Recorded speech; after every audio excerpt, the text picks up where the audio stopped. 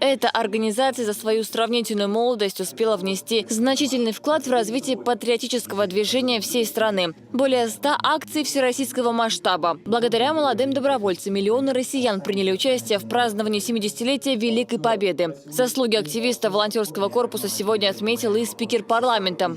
Проект Всероссийского волонтерского корпуса 70-летия празднования победы в Великой Отечественной войне – очень важная и нужная акция, которая объединила почти 100 тысяч добровольцев со всех уголков нашей страны, которым не безразлична память о наших соотечественниках, отдавших свои жизни за счастье и свободу нашей Родины.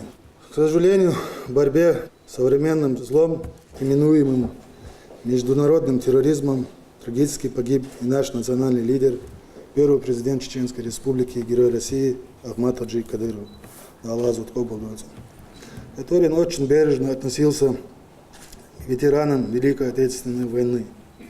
Мы помним, что смертью героя он пал, именно принимая парад Победы 9 мая. Прекрасные традиции, направленные на предоставление участникам Великой Отечественной войны всех необходимых условий, продолжал глава Чеченской Республики, Герой России Рамзан Ахматович Кадыров, благодаря которому наши ветераны заслуженно пользуются совершенно особым отношением и общества, и власти в целом.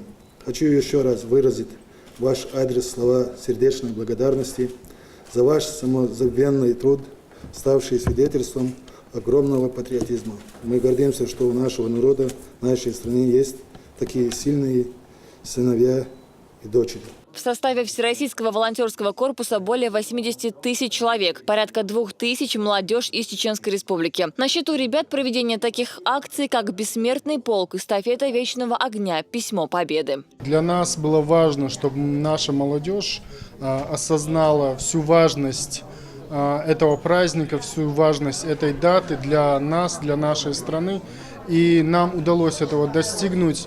Молодые люди очень активно принимали участие в мероприятиях, вносили свои предложения, корректировки, была видна живая работа. Благодарственные письма и дипломы от главы Чечни и председателя парламента сегодня получили сразу 35 волонтеров.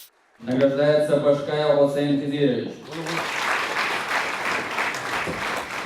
Из всех мероприятий, которые были реализованы мной, где я участвовал, данное мероприятие для меня является самым важным, потому что это именно история, это история всей России, это история нашего народа. Каждый день, участвуя в данных мероприятиях, ты знакомишься с новыми людьми, взаимодействуешь с ними, получаешь массу полезной информации и понимаешь, что все, что ты сделал, это и правда является благим делом. Наша особая гордость в том, что в этой войне было очень много чеченцев.